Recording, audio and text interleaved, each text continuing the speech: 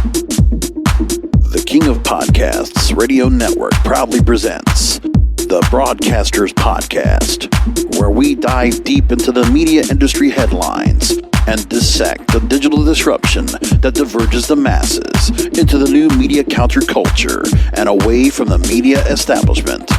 Here is the King of Podcasts. Welcome to episode 244 of the Broadcasters Podcast. This is King of Podcasts here with you.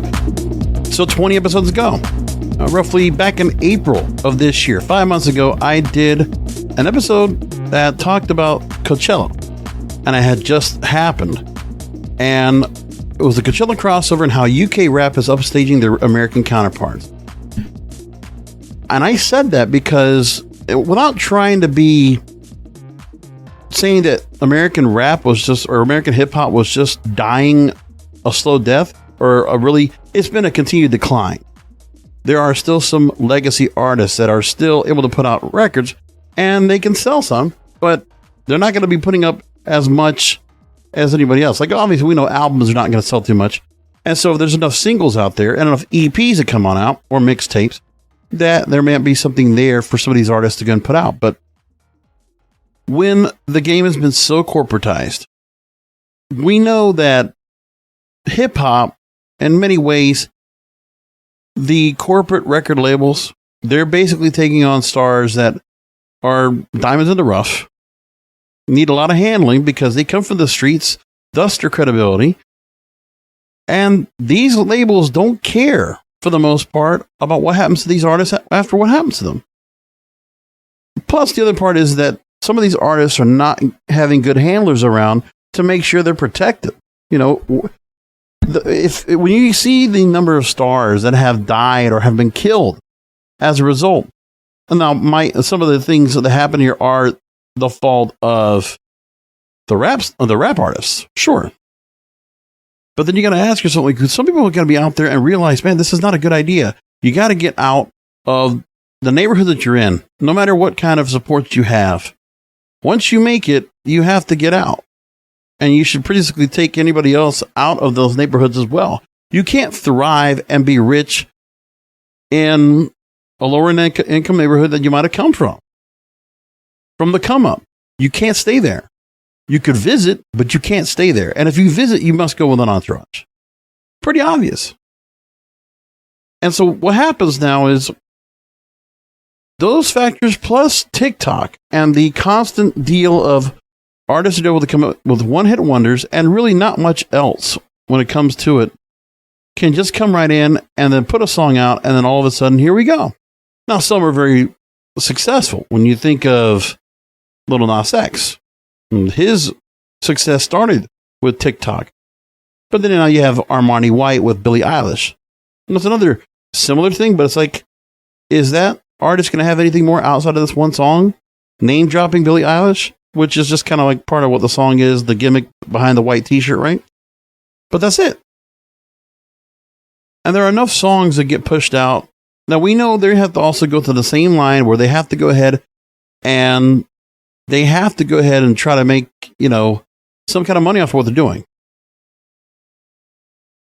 But I'll tell you, if you're looking right now for hip-hop albums, the top selling hip-hop albums of the year, it's not going to be much. Like, you have some that are reaching towards, nearly 863,000 units so far. That's Gunna. Let me look what we have right here. That's how much units has been sold so far to date. This is from June 5th. Hip Hop on the Numbers put this out on Twitter.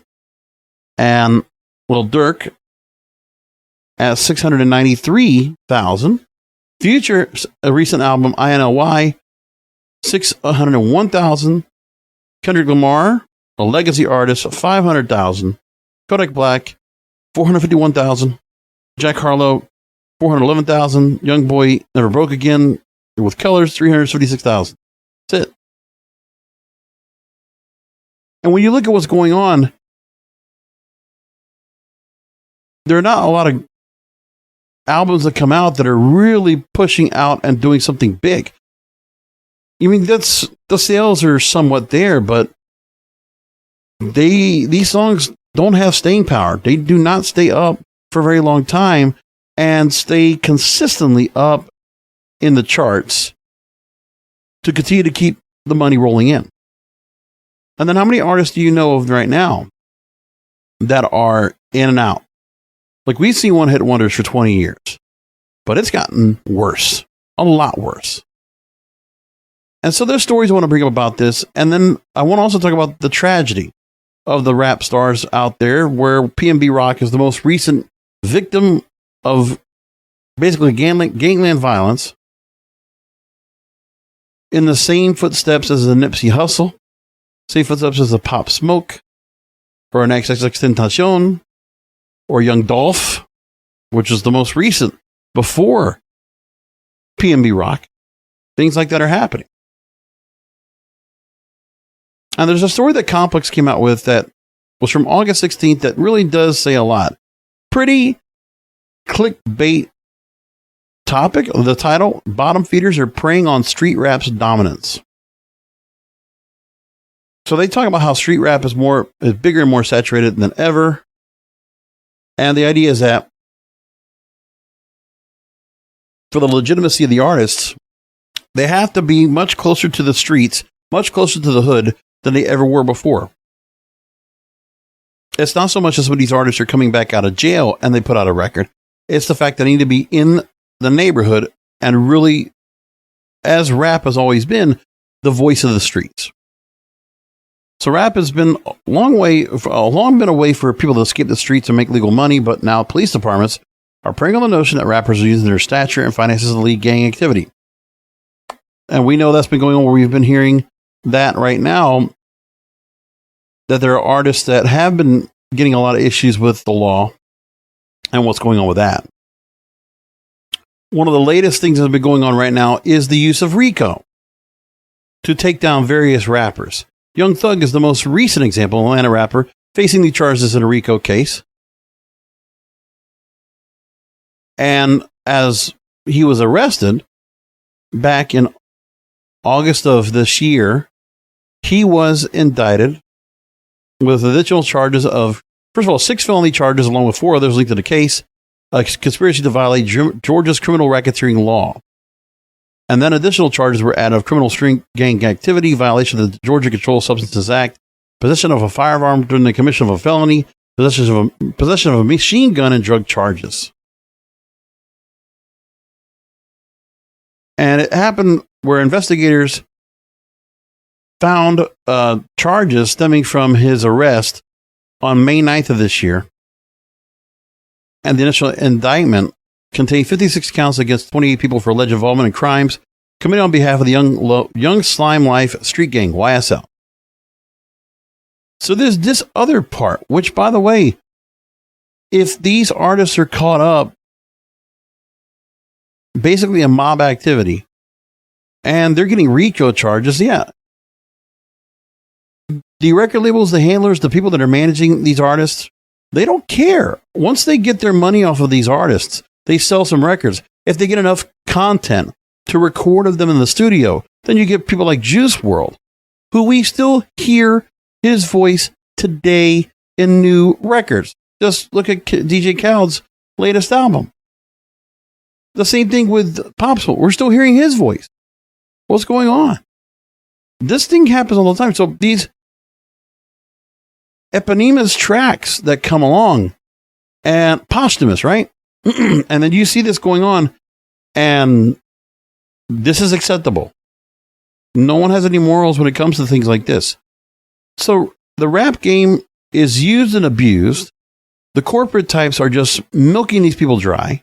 And then the artists themselves are lost in many cases. And they are in such a bad place. Like some of the legacy artists that are around well before. Well, there's a reason why a J. Cole or Kendrick Lamar are still thriving today. Anybody that came out of Young Money with Drake, Nicki Minaj, Lil Wayne, right?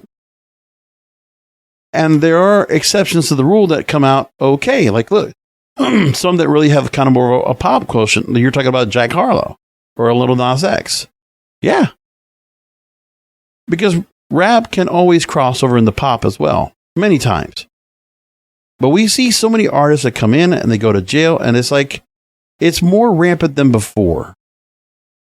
And that's what's going on. So we talked about Young Thug and the YSL gang. And there's the word about how rappers are about having snipers is a long-running trope that few rap listeners take literally. Little Tekka rhymes about shooters doing what I say so because they're on my bankroll on Never Left. Years after a viral clip emerged where he was comically adamant that, quote, I don't have no straps for nobody. Young Thug in a pre-fame Reddit AMA session made the point about his music, quote, I make a product for a certain audience and I'm good at it. I do this because I have a certain skill set that now allows me to get paid without the threat of doing federal time. But now the state is using something to give him time, and they're using a skill set against him. So here's what's being said of the story here in this complex article. Gangster rap, street rap, or whatever else wants to call it, is no longer counterculture. Correct. And this is what I noticed here more than anything. Once rap came out of the counterculture, which happened in the 90s, basically, right at the start of the decade, it changed. The Chronic, MC Hammer's album, Please Hammer, Don't Hurt Him, music like Young MC, Vanilla Ice, all those artists coming in made rap mainstream. And it was no longer not just crossing over. That rap artists could be mainstream and basically be pop friendly. How do you think Post Malone started off before he started getting very pop friendly now? Same thing. It's the fulcrum of rap, the nucleus of modern pop culture. 50 Cent rose to superstardom, galvanizing the public with his 9 shots to 11 times platinum origin story. Listen, and there are rap artists that have made major success. You go back to Russell Simmons, to Jay-Z, to Diddy, to 50 Cent, and more, right? Lil Wayne, became the biggest rapper in the world, unabashedly rapping about blood ties. That's basically the mid-2000s. From Cash Money Records to being solo and putting out bangers for hits, right? For years. Then you have NBA, Youngboy, 21 Savage, Lil Durk, chart-topping headlining rappers who get into that street talk with the best of them. One of the songs from Meek Mill's song set, you have Dreams and Nightmares. The Philadelphia Eagles used that as part of their 2017 Super Bowl run. Cardi B can rap, quote, all of my ops get mixed with the grabba at night and hold the court on Good Morning America the next morning. And Drake is the only pop star in history who consistently raps about having shooters. And there are hordes of examples of artists with violent lyrics being mainstream in a way that wasn't common in the 90s. But it started happening in the 90s. And then it really normalized in the 2000s. When you just started having rappers just much more friendly, not so gritty. It just changed. And really, it all happened after all the major factions of hip hop came and went. Okay, I remember that because I was part of underground radio playing hip hop from 1993 all the way to 2005, right? And in that time, I saw the rise of Biggie and Bad Boy Records, Death Row, seeing all of that culminate. Then you get Wu-Tang Clan coming out. Then you have No Limit. Then Cash Money. Then Money Inc. And it just furthered along. Then G-Unit, right? And it just continues to go like that. And then all of a sudden, we don't have any more. And then Young Money. Like after Young Money, it basically was done. The factions, the headliners, they were all here and things just changed. The subgenre has been able to assimilate further into pop culture for a variety of reasons. Artists like 50 Cent, Nelly, and Lil Wayne, and later Durk, Future, Lil Baby went platinum with catchy melodic music that captured the collective public in a manner that the Chronic / G-Funk once did. Snoop Dogg has said that part of the album's creative approach hinged on taking melodies from classic songs and turning them into some G shit. And top-selling acts have continued to employ the simple edict on 2010 classics like Chief Keef's Love Sosa, Future's Stick Talk, or Pop Smoke's Welcome to the Party. There are hundreds of artists merging rap with crooning these days, and some of them aren't talking about love. And that level of hip-hop right now has led to the downfall of R&B. Because now you have those that are able to use auto-tune and sing somewhat, or croon, as they say, and then it all changes. And so R&B just goes away. And the whole dynamic of how urban music was. By the way, urban music, and everybody wants to go and talk about this black music. No. Urban is also black, Hispanic. You can include anybody that lives in the hood. Period. And more importantly, urban contemporary, as we all say, even though the Grammys wanted to go ahead and change the urban contemporary category, and I think they did, I forget what it was. But urban contemporary for a long time was a term that was created by a black disc jockey, Frankie Crocker, at WBLS in New York in the 70s, by the way. And has always fit what the format is.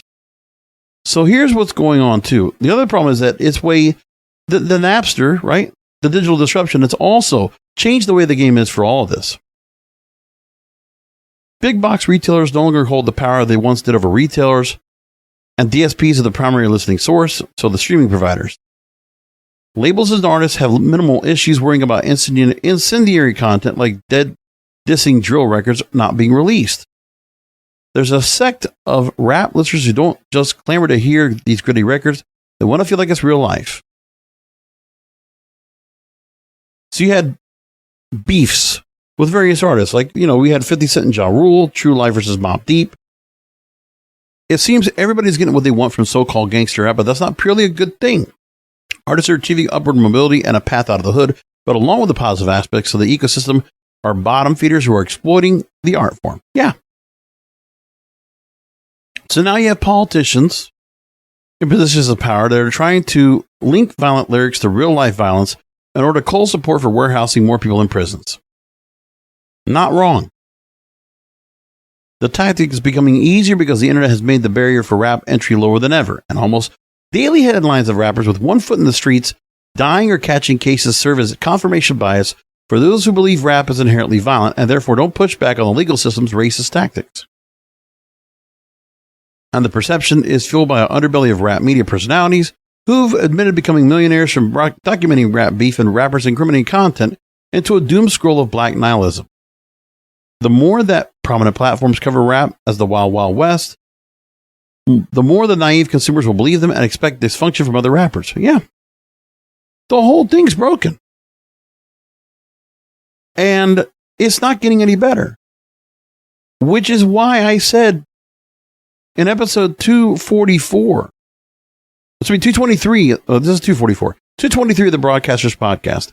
That episode, I talked about UK rap upstaging their American counterparts. Because right now, UK rappers are dominating. And by the way, R&B is being replaced by Afrobeats. Do you understand? So if American music, if American hip hop and American R&B can't get their shit together, the rest of the world's going to take the place. It's just a matter of time before some of these urban stations, these predominantly black radio stations or black formats start adjusting and start incorporating UK rap and Afrobeats into the music. It's starting to happen now. It's just a matter of time. So we've seen a couple of artists already get there so far. Like we had CK with Love Nwantiti that came out last year. Now we have an artist named Rena that's doing a song with Selena Gomez called Calm Down. That's pretty hot. And that's what's going to happen. So those artists are going to get to play. Those artists are not so caught up in all the beef. And by the way, there are other artists out there that are just, taking over the spot. Like one of the most popular songs in the UK was Central C and Doja, which a lot of controversy in the UK. And you hear it viral on TikTok here. What it does. So keep that all in mind. That's what's going on. Bottom feeding. It's very unfortunate to where all this is happening. Because then it's as if, okay, here's the other thing too we can also talk about as well, and they're not wrong about it, is the fact that with rap music and where things are, the artists that are being brought in with the promise that they're going to get out of the streets, no, they get stuck in the streets, and then they, in cases, die from it, or they get broke again. So they get a short-lived success. So it's a cycle of use, abuse, and trashing. Now, the other thing too is that maybe some of these people are not model citizens. They might have criminal records, and they might not be good people in general, but they're just going to get used for their talent based on what they're able to do on the street, and it doesn't matter what happens to them after that. Nobody's going to care. And that's obviously something that happens too much. Another thing they bring up here, which, there is a lot of validity behind this, is that rap as a black art form has always faced criminalization in a way that other genres have not. The depictions of violence, drug dealing, misogyny, and other societal shills shine a light on economically deprived communities that many municipalities would rather forget. But instead of taking their lyrics as an appraisal of social conditions, rap critics have usually considered them the cause of the condition. That sentiment has crept into courtrooms, with rap lyrics being used against black defendants. And by the way, part of the thing that's being missed here, these rap artists, they're missing. They're staying on the violence part. They're staying on the flexing. But you know what they're missing out on? Yeah, they might talk about, having sex and this and that. But they're not doing much as what they did when it comes to, seeing videos like Tip Drill or, Rump Shaking, stuff like that. The kind of things you would see on BET Uncut. That's not happening anymore. You know who's doing that? The Dominican artists, the Dembo artists, the El Alfas. Okay? The Bolin 47, the Chimbalas, the El Chiriscoms, right? The Bradio Fogons, right? All those artists. That's what's going on. So other artists in other countries, other nationalities, other ethnicities, they are basically adapting the ideas that begat from America and bringing it to their own countries and now dominating.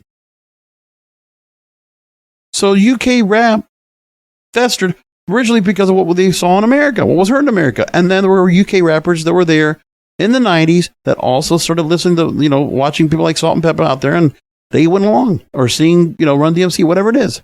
And then they decided we're going to do our own music. And now the UK rappers have gotten really good. Like drill music might have come from Chicago, but then what's happening is you're getting a lot of the artists in the UK that are perfecting it, or doing just as good a job. So that's going on as well. R&B, you got Afro beats. You want the booty shaking music that we used to listen to in Miami back in the day? The Dominicans are doing that. So the music with the energy and the fire and that social message is now going on everywhere else but America. America's losing that. The social message, that was an important part of the counterculture that has now been corrupted. And the corrupt politicians are corrupting on top of this corruption. So it's just a nasty cycle across the board. That's where we're at. So Chicago, New York, and now Jacksonville drill ceilings are plagued with attrition via incarceration and death. You also, I forgot to mention King Von and FBG Duck. The gang violence in those cities has existed before drill music, but incendiary diss songs like Who I Smoke, Coach the Ghost's hit list, and FBG Duck's Dead Bitches are believed to be inflaming the beef even more. Artists and gangs are now worried about the optic of looking weak in the public eye and trying to one-up their enemies in the disrespect department, but they also know the disrespect can be lucrative. And as we mentioned before, I was going to say this as well. They mentioned in the story that the genre has constantly dealt with depictions of violence, drug dealing, misogyny. It's been there. Yeah.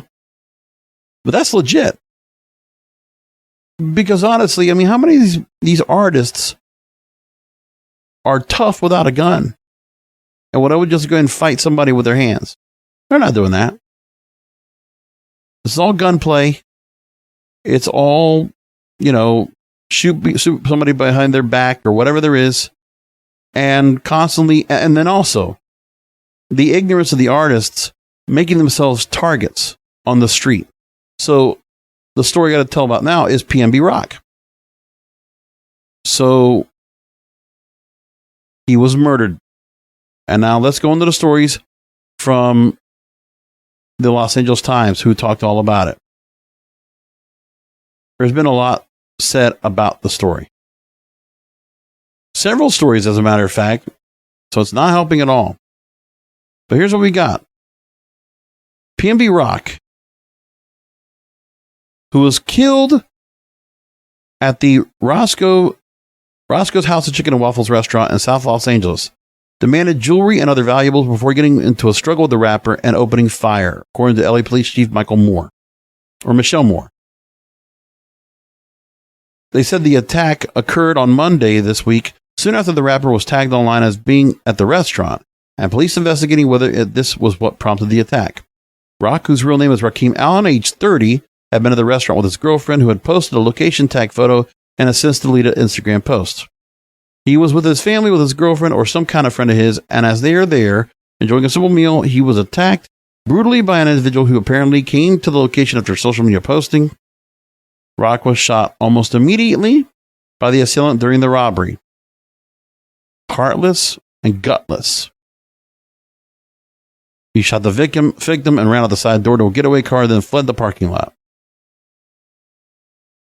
The victim was taken to the hospital, pronounced dead on Monday, 1:59 p.m.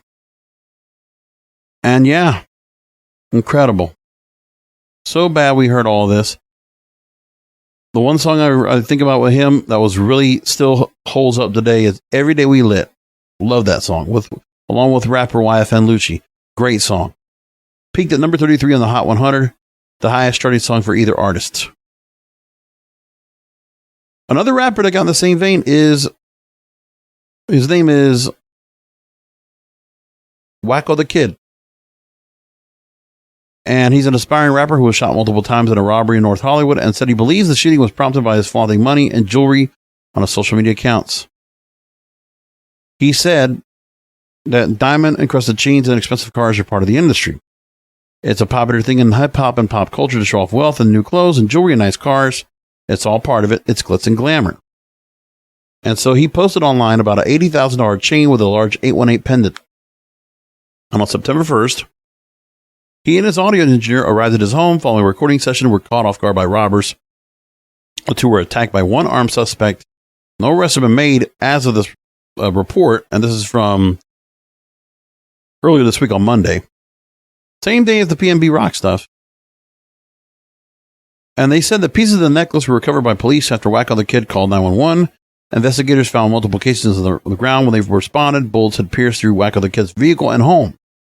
He said, quote, I had like $15,000 on me in cash. They didn't go through my pockets. They didn't try to go in my car. I'm not a robber, but I have enough common sense to think that once 26 bullets go off, it's a botched robbery. I mean, man, he posted a video on his YouTube account claiming he spent $80,000 on a jewel chain from Dumani Jewelers, a company that specializes in custom jewelry, including grills, jewelry worn on teeth. And you know what? This is shameful to see these kind of situations going on. It's sad that you have people that are getting victimized because they're just making some mistakes. And then you have this going on right here, which is just ridiculous. Okay? It is what it is. Oh, well. And we can go on and on about all these different stories of different rappers getting attacked. I mean, LA Times is a treasure trove of this. Rapper Lil TJ survived 7 gunshots back in August. And he said that, quote, well, first of all, the 21-year-old underwent emergency surgery after being shot multiple times in Edgewater, New Jersey, at 14 The Promenade on June 22nd. And a lead suspect in the shooting was charged with 3 counts of attempted murder, 3 counts of armed robbery, and various other unlawful weapons charges. Wow. Shot 7 times in the incident, but he is on the road to recovery. And he says, 7 shots. It was tough, Most people don't survive it, but I'm here. Here for a reason. New music coming soon. We're going to come back stronger than ever. Wow. It's these things that continue to go on. And it's like, he's a popular artist who looks like he's doing pretty good for himself. But it's like, it's not safe to be a rapper now with all this is going on. This is sad. It's saddening. Now, Rich Homie Quan talked to TMZ this week, and he made some comments about the PnB Rock shooting, the murder of PnB Rock. And he said, and by the way, if I'm going to bring up rap artists, I didn't bring up Kanye West, and I should, because he's also bigger than big. Rich Homie Quan talked to TMZ's Paparazzis, and he gauged his wisdom regarding hip-hop's lack of fun. He says the genre has gone too soft, but also too hard in some regards, claiming hip-hop needs to do away with both bubblegum and shoot-'em-up bang-bang rappers. So, when you see what's going on with the rap lyrics and how it's been used in various markets like Chicago or New York or Jacksonville, well, keep this in mind, because it's not going to be just concentrated to those several markets. Now, we might actually get it as a federal bill.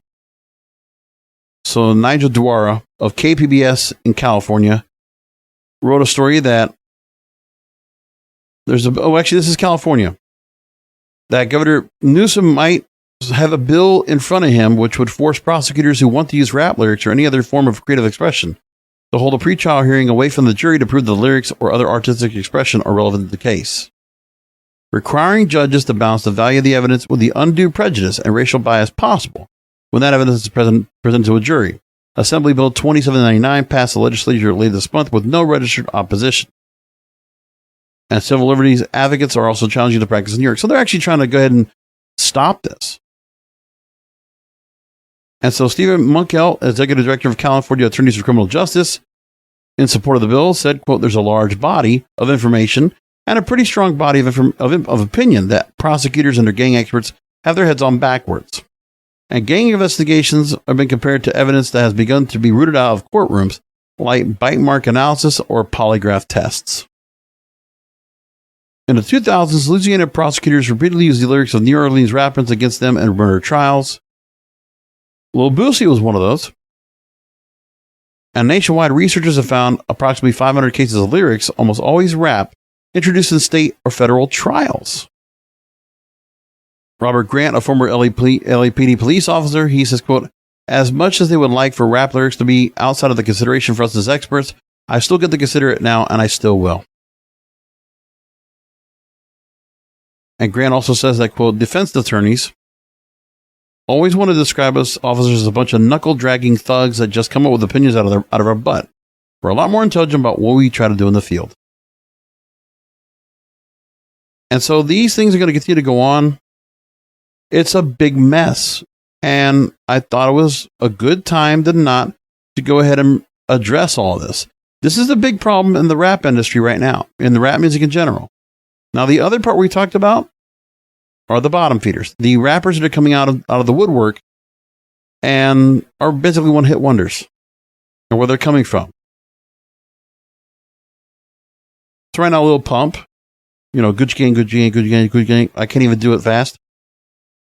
He announced a new sexually explicit video that's beginning trending right now, and fans may wonder what other one-hit wonders are up to now. And they mentioned some of the names here, and you just think about who's been allowed to become popular in hip-hop all of a sudden. Okay. Lil Pump is one. Florida rapper is also currently trending on Twitter. Best known for his hit Gucci Gang in 2017 and for teaming up with rappers like Tory Lanez and Kanye West. But he has now crossed over to OnlyFans to pursue a career in adult entertainment. Fans are not surprised at Lil Pump's new ventures, as North Carolina rapper J. Cole predicted that he would be a one-hit wonder in the 2018 song 1985. Then you got Bad Baby, the Call Me Outside girl. You need me to remind you? The one that was actually part of the Dr. Phil episode in September 2016, Cash Me Outside. How about that? Danielle Bergoli, also from Boynton Beach, Florida. Not too far from me. Yeah. she's taken a break from music to focus on her OnlyFans hustle.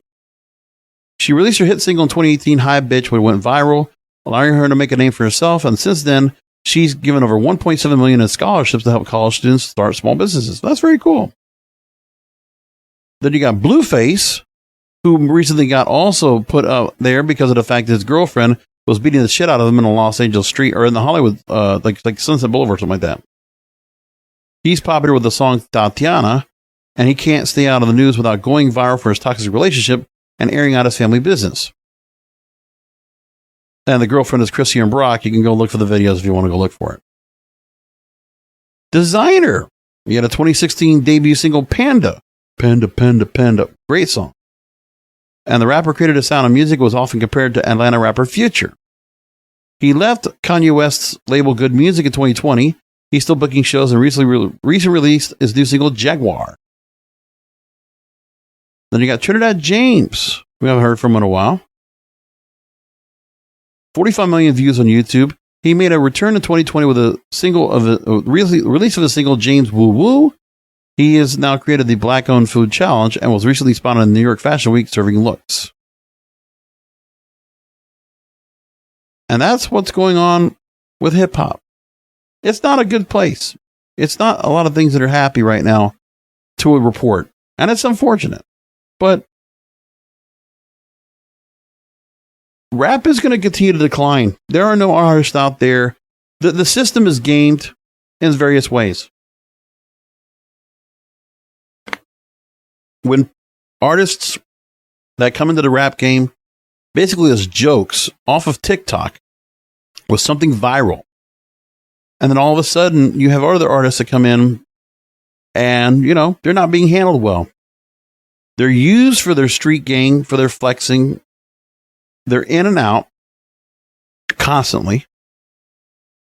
With a few artists that are out there that are able to sustain because they have a certain sound. Little Baby, Young Boy Never Broke Again, all have their certain sounds. And some artists just don't put out that many records that often. J. Cole put something out, what was it, last year, year before? Kendrick Lamar has been a little bit spread out with his albums coming out. Among others, Drake will put out like every other year. Things like that. Eminem puts out records that he don't sell as much as anymore. He has his cult following, though. And that's it. Like, you know what was funny? Is that the Super Bowl we had last year's Super Bowl, when you had, you know, Snoop Dogg, Dr. Dre, Eminem, Mary J. Blige, 50 Cent, all of that. Remember how well that went and how people were really up in the nostalgia of hip hop as it was. Nobody picked up on that.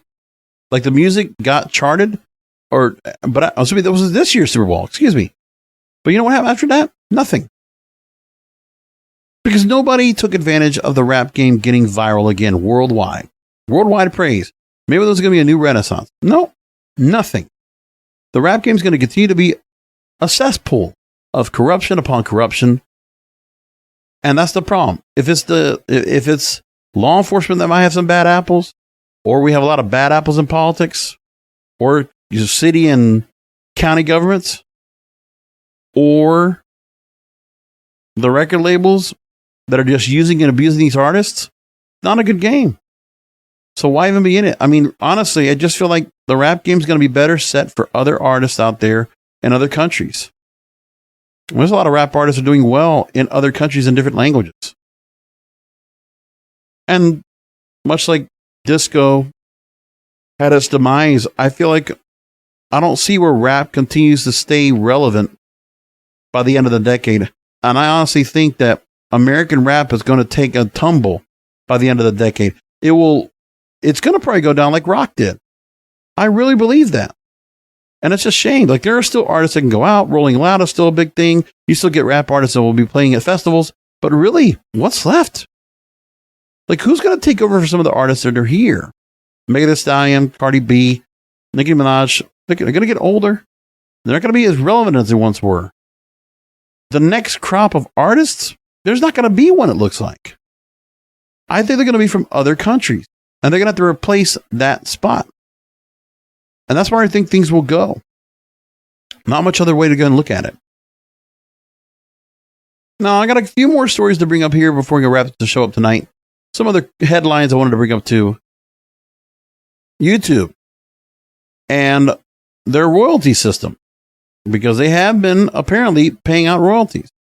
Hollywood Reporter put out a story that the video giant has been making payments, and they made payments between July 2021 and June 2022, a $2 billion increase from the previous year. They made $6 billion in royalty payments. User-generated content accounted for 30% of the payouts to artists, songwriters, and rights holders. YouTube's ad business, coming off record growth during the earlier years of the pandemic, brought in $7.3 billion in revenue during the second quarter of this year, and YouTube had surpassed 50 million YouTube Music subscribers, including both free and paying users. And as the company grows its music business, it's also seeking to amend relationships with artists and rights holders. In August, YouTube, along with Amazon Music, Apple Music, Pandora, and Spotify, reached an agreement with top music publishers to incrementally increase royalty rates to 15.35% over the next 5 years. We talked about that. And of course, in recent episodes, we talked about what was going on with music in general by what the radio stations are going to have to start ponying up now that the streamers have done their just due. But then there's some detractors about the YouTube royalty case. There was a report that claims that it's ripe for abuse. Variety.com reports about this. And it's been criticized by multiple music industry associations for opaqueness, a lack of oversight, and many feel insufficient payments. A new report on Billboard makes a number of detailed allegations, supported by claims from a number of unnamed artists who say that YouTube has a rights management system that is full of errors and ripe for abuse.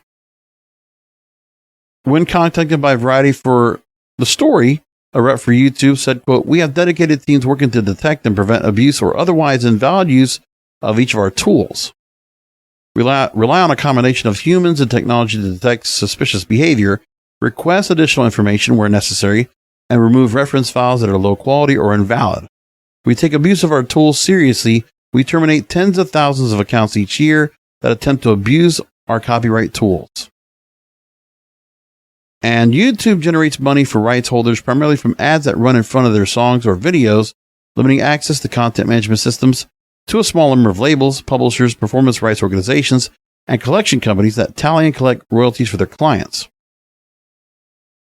Collection companies can also take for themselves a 10 to 50% commission for collecting publishing royalties from YouTube, depending on their contract with the artist and the level of service provided. But then by that $6 million doesn't sound like they're getting that much of that $6 billion. $6 billion, excuse me. Now, YouTube has been long criticized for its hands-off approach. The article notes that publishing rights in particular are notoriously complex and that also countless songs, including half of the top 20 tracks on the Billboard Hot 100, are in conflict. There are disputes between writers, publishers, and others over who is due what and how much.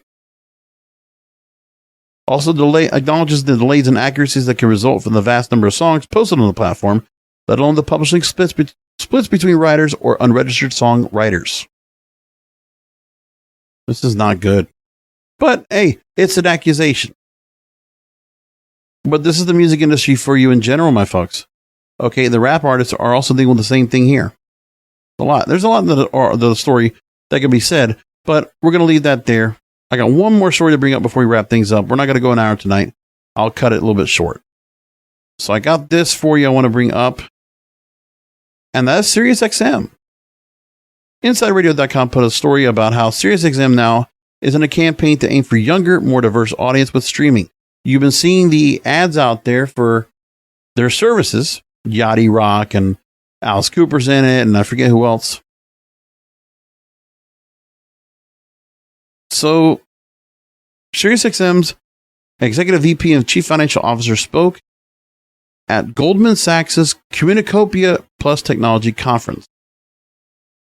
They said they're going to put a greater emphasis on growing subscribers outside the car with a streaming app as an opportunity to broaden its customer base beyond the demographics of traditional satellite radio listeners. It's a different product. It's a different market where it's younger. It's more diverse. I think we really need to continue to invest and refine our content strategy to serve as a different market of consumers. Well, what are we going to do as a result of trying to get the younger subscribers? So that They're not saying what the content is in order to get the better engagement with the service overall. They're not talking about that. They just said we didn't need to do something about it. Well, what are you going to do in terms of the programming? Okay. Like, really, can we talk, Sean, about the programming itself? Like, what are you going to get the younger audience to tap into? This story right here doesn't talk about that. Meanwhile, SiriusXM is also keeping a close eye on costs. They're saying, quote, we're being measured more in terms of cost control in light of the economic environment, in terms of prioritizing where the critical hires are and what we think about headcount, given the state of hybrid, remote, in-office, return to office. There are actions the company has taken and can take with its regard to its real estate footprint. So they say they want to go after a younger audience, but Sean Sullivan here told you nothing about what that's going to be. Sure, they might have a plan. We don't know what that plan is, and that's on purpose.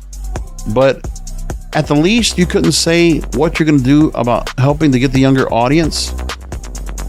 Are we doing something with SiriusXM Hits 1? Are we doing something with new channels? Anything at all?